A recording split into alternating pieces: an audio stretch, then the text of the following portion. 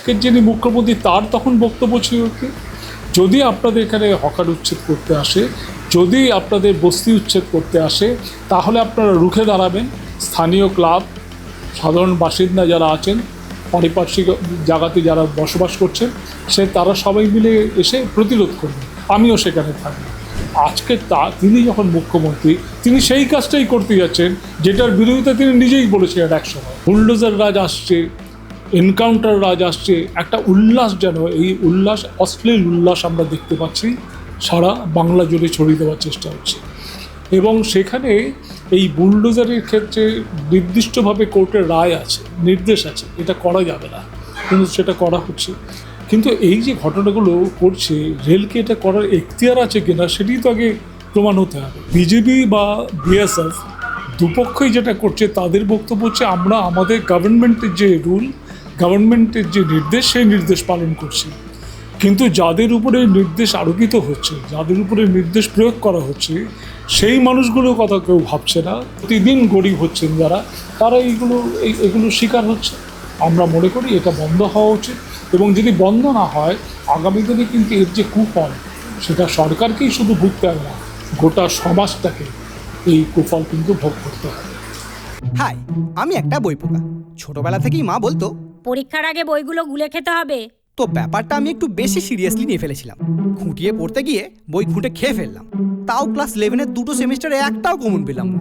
কিন্তু 12-এর সেমিস্টারগুলোতে ছক্কা মেরেছি, কারণ আমি ডিসকভার করেছিলাম মৌলিক লাইব্রেরি প্রকাশিত সম্রাট সিরিজের সমস্ত এক্সক্লুসিভ সাজেশন বুক উইথ প্রচুর কমন পাওয়ার গ্যারান্টি, প্লাস টেস্টি ছিল। রাজ্যে পালা বদলের 1 মাস এবং তার সঙ্গে সঙ্গে এখনো পর্যন্ত যে চিত্রটা আমাদের সামনে উঠে এসছে, যা যা প্রতিশ্রুতি বিজেপি পালা বদলের আগে দিয়েছিল, তার অধিকাংশই এখনো কিন্তু পূরণ হয়নি। বেকারত্ব থেকে শুরু করে গ্যাসের দাম কমানো, সমস্ত কিছুই কিন্তু এখনো প্রশ্নের মুখে। কিন্তু তার সঙ্গে সঙ্গে হিন্দু মুসলিম বিরোধিতা থেকে শুরু করে আরও বিভিন্ন ইস্যুতে বিজেপি কিন্তু খুবই সরব। আমাদের সঙ্গে রয়েছেন এনআরসি আন্দোলনের অন্যতম নেতৃত্ব বিপ্লব ভট্টাচার্য, কথা বলবো। প্রথমেই যাব স্যার, এই যে পরিস্থিতি, বিজেপি এলো এবং বিজেপির পালাবদল হলো, 1 মাস অতিক্রান্ত হলো, বিভিন্ন প্রতিশ্রুতি কিন্তু বিজেপি আসার আগে দিয়েছিল। সেই প্রতিশ্রুতির এখনো কোনো পূর্ণতা আমরা দেখতে পাচ্ছি না। সেখান থেকে বুলডোজার নীতি, হকার উচ্ছেদ, এগুলো অনেকাংশে সামনে আসছে। কি বলবেন পুরো বিষয়টিকে নিয়ে? আসলে এই প্রতিশ্রুতিগুলো তৈরি করা হয় আসলে মানুষের সামনে একটা কিছু রাখতে হয়। ওই জন্য 52 সাল থেকে যে ইলেকশন হয়ে আসছে আমাদের ভারতবর্ষে, শুধু বিজেপি না, যে সমস্ত পলিটিক্যাল পার্টিরা তাতে অংশগ্রহণ করেছে, তাদের ইলেকশন ম্যানিফেস্টো তৈরি করেছে, মানুষের কাছে গেছে, পরবর্তীকালে দেখা গেছে তারা সেসব থেকে অনেক দূরে সরে গেছে।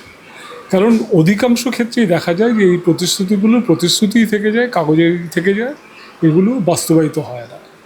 বিজেপির ক্ষেত্রে আরও বড় যেটা, সেটা হচ্ছে বিজেপির, আমি যাকে বিজেপির চাণক্য বলা হয়, কেন বলা হয় আমি জানি না, তিনি একবার নিজের বক্তব্যই বলেছিলেন যে এগুলো সব হচ্ছে জুমলা, এগুলো বলতে হয় বলে বলা। তো সুতরাং এইখানেও সেই একই জিনিস হচ্ছে। কিন্তু তার মধ্যে আমার একটা জিনিস আমার মনে হচ্ছে যে সবে 1 মাস 1.5 মাস হয়েছে, এক্ষুনি তার সমস্ত রিপোর্ট কার্ড একদম সামনে এসে যাবে, টেবিলে পড়ে যাবে, এটা তো হবে না। কিন্তু যেগুলো এর মধ্যে ঘটেছে, সেই ঘটনাগুলো কিন্তু সাংঘাতিক।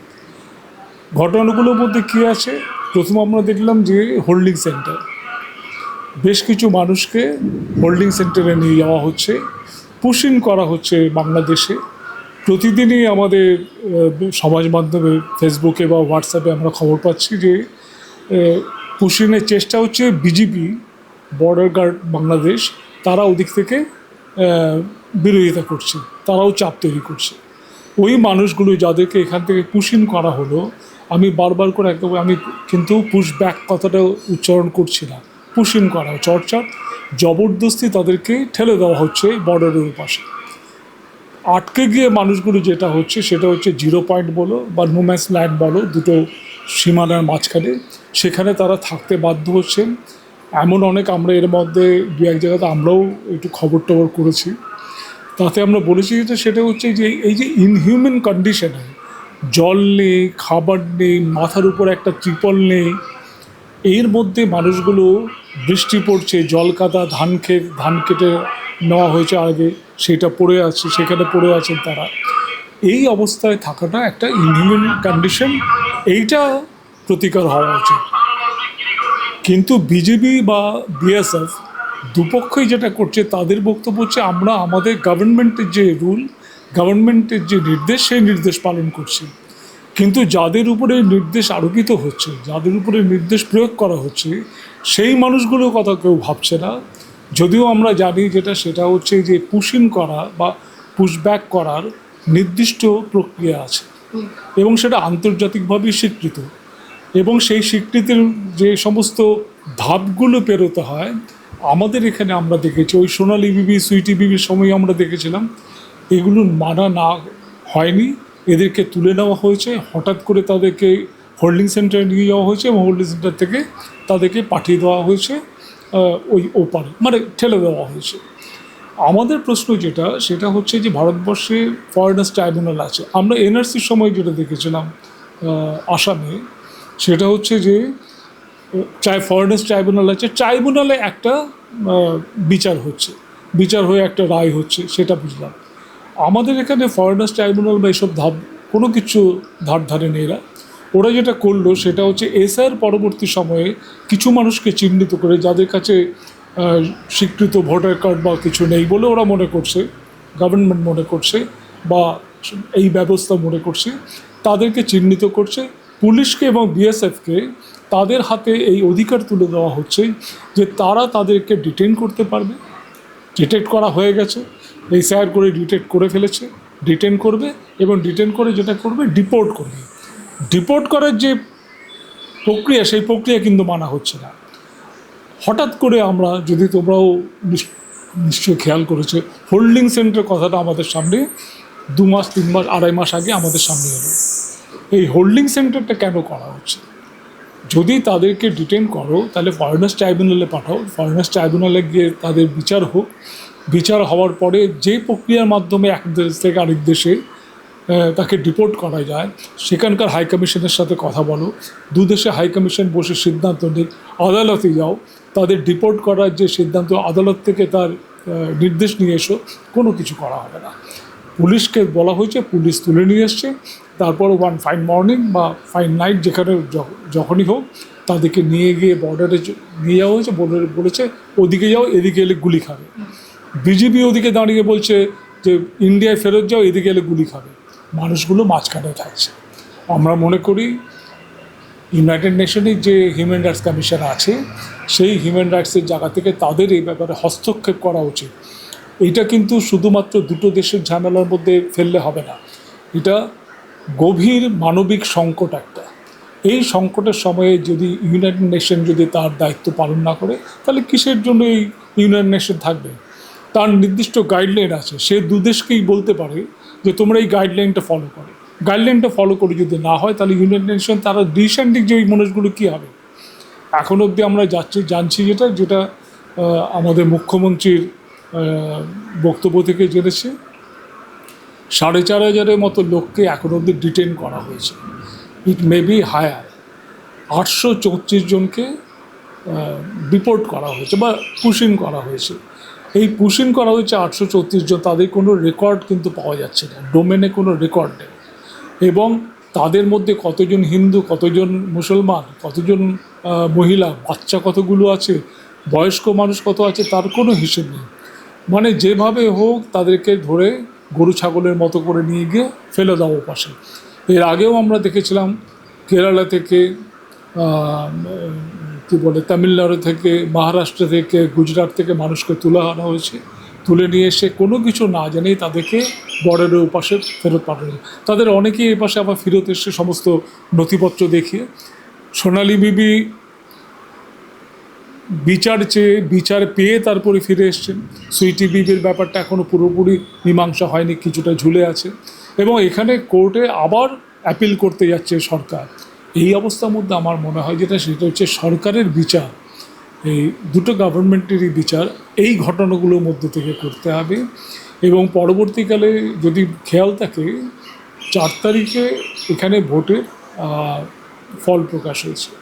4 তারিখ সন্ধ্যাবেলা থেকে আমরা দেখেছি উল্লাস হতেই পারে, যে দল জিতেছে সে উল্লাস প্রকাশ করবেই, কিন্তু যে বিভৎসতা আমরা দেখতে পাচ্ছি 4 তারিখের রাত্রিবেলায় বুলডোজার পৌঁছে যাচ্ছে নিউ মার্কেটের ওখানে, বুলডোজার রাজ আসছে, এনকাউন্টার রাজ আসছে, একটা উল্লাস, যেন এই উল্লাস অশ্লীল উল্লাস আমরা দেখতে পাচ্ছি সারা বাংলা জুড়ে ছড়িয়ে দেওয়ার চেষ্টা হচ্ছে। এবং সেখানে এই বুলডোজারের ক্ষেত্রে নির্দিষ্টভাবে কোর্টের রায় আছে, নির্দেশ আছে, এটা করা যাবে না, কিন্তু সেটা করা হচ্ছে। যদি কারোকে মানে বাড়িঘর ভেঙে দিতে হয় বা সরিয়ে দিতে হয়, সেক্ষেত্রে কোর্টের নির্দেশ আছে কিভাবে তাদেরকে সরাতে হবে। আমি একটা কেসের তোমাদেরকে উল্লেখ করব।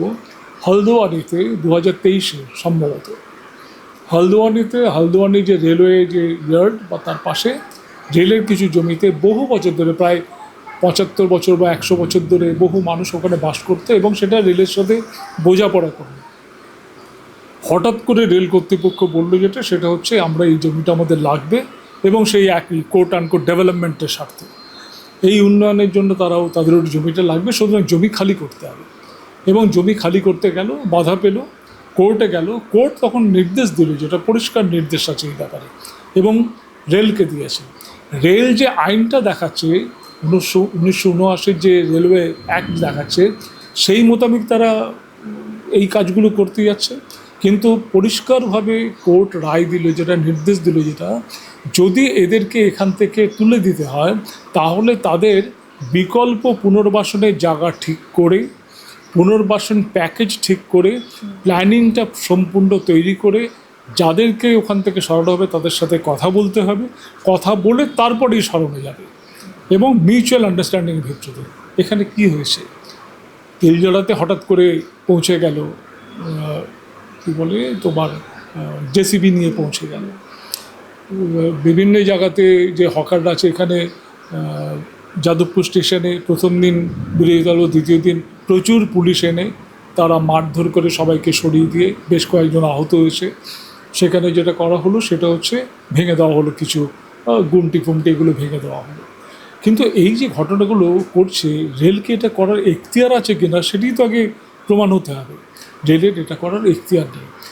রেল যদি সামান্যতম যদি আইন মানে, তাহলে তাকে যেটা করতে হবে, অ্যাটলিস্ট যে আইনটা, যে রায়টা এখন বা যে নির্দেশ এখন হলদোয়ানি ক্ষেত্রে দিয়েছে, অতটুকু অন্তত তাদেরকে পালন করতে হবে, যেটা করছে না এরা। আমরা যারা অ্যাক্টিভিস্ট আছে, আমরা যেটা ভাবছি সেটা হচ্ছে এটা নিয়ে আরও বৃহত্তর কিছু করা যায় কিনা।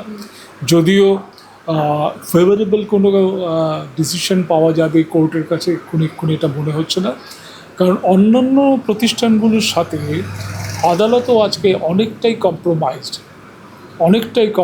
এই কম্প্রোমাইজেশনটাও ঘটিয়েছে কিন্তু বিজেপি। সে আজকে কোনো স্বাধীন প্রতিষ্ঠান রাখতে দেবে না, সে সমস্ত কিছুকে গ্রাস করবে।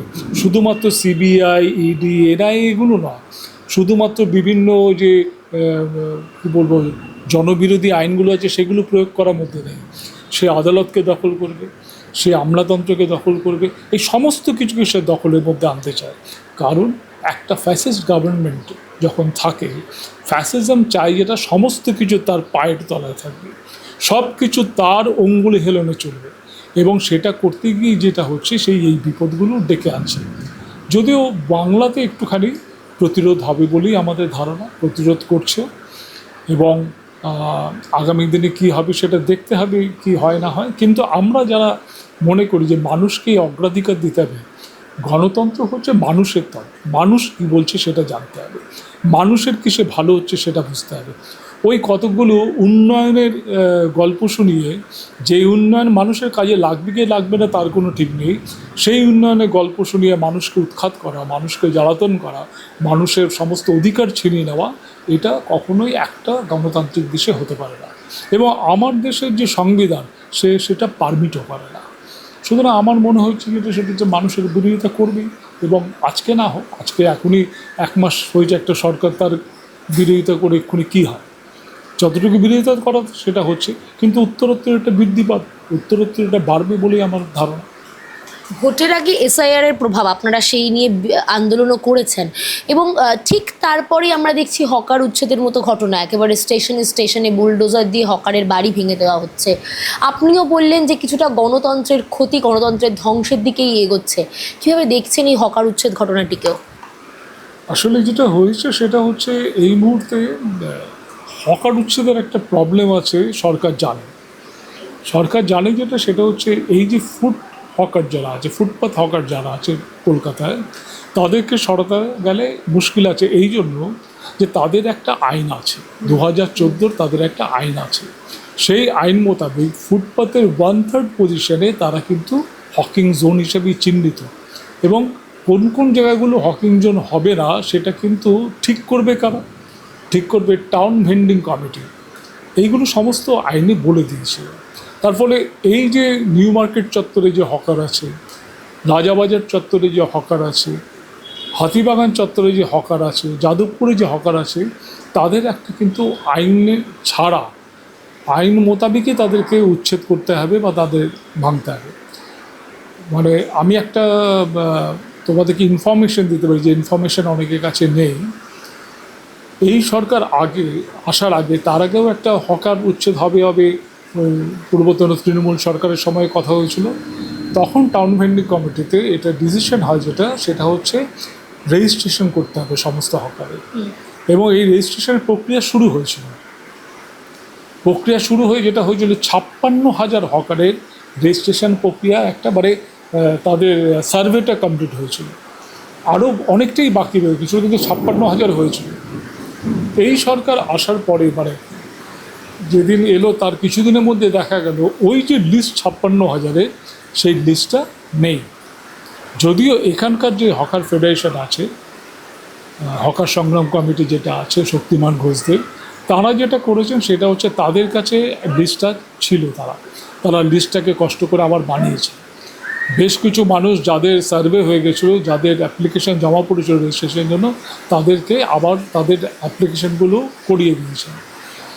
এই যে ঘটনাগুলো ঘটাচ্ছে আজকের যিনি মুখ্যমন্ত্রী, তার তখন বক্তব্য ছিল কি, যদি আপনাদের এখানে হকার উচ্ছেদ করতে আসে, যদি আপনাদের বস্তি উচ্ছেদ করতে আসে, তাহলে আপনারা রুখে দাঁড়াবেন।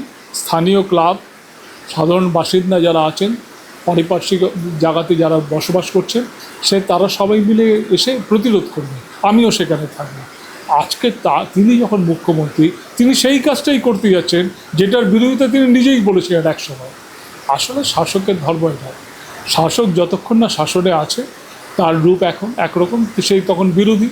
আর যখন সে শাসনে চলে আসে তখন সে শাসকের যে আলখাল্লাটা সেটা চাপিয়ে কিন্তু সেই কথাগুলি বলবে যেটা সে বিরোধিতা করে এসছে একসময়।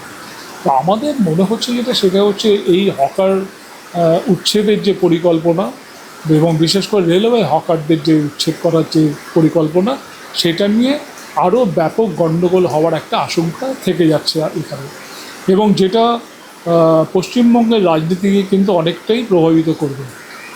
রেলওয়ে হকারদের ক্ষেত্রে সবচেয়ে বড় সমস্যা হচ্ছে রেলওয়ে হকারদের এই ফুটপাথ হকারদের মতো কোনো আইন নেই। যদিও সেটা তখন আইনে ঢোকানোর কথা বলা হয়েছিল, কিন্তু রেলওয়ে ডিপার্টমেন্ট থেকে তারা বলেছিল না, আমরা এটা আমাদের জন্য আলাদা আইন আছে, সেটা হচ্ছে ওই 1989 আইন। 1989 আইনে কিন্তু হকার উচ্ছেদের কথা বলা আছে কিছু জায়গায়। তাদের জন্য যদি কোনো রকম অথরিটি ছাড়া তারা যদি হকাররা যদি হকিং করেন, তাহলে তার শাস্তি দেওয়ার বিধান আছে।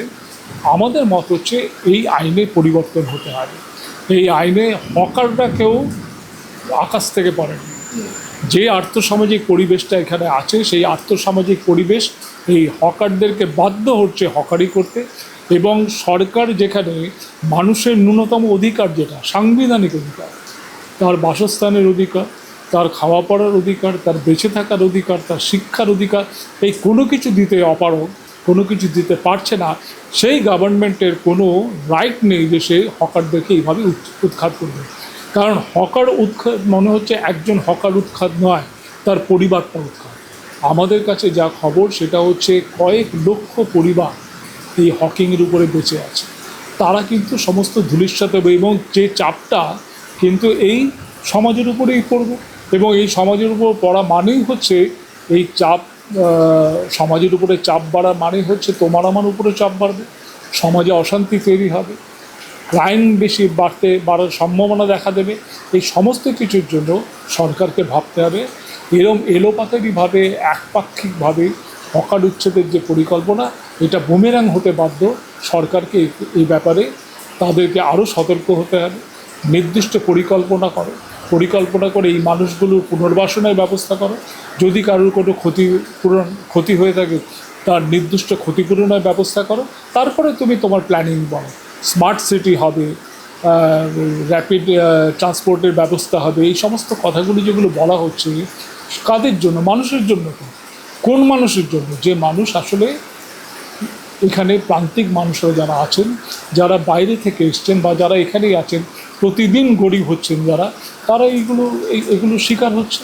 আমরা মনে করি এটা বন্ধ হওয়া উচিত, এবং যদি বন্ধ না হয় আগামী দিনে কিন্তু এর যে কুফল, সেটা সরকারকেই শুধু ভুগতে হবে না, গোটা সমাজটাকে এই কুফল কিন্তু ভোগ করতে হবে।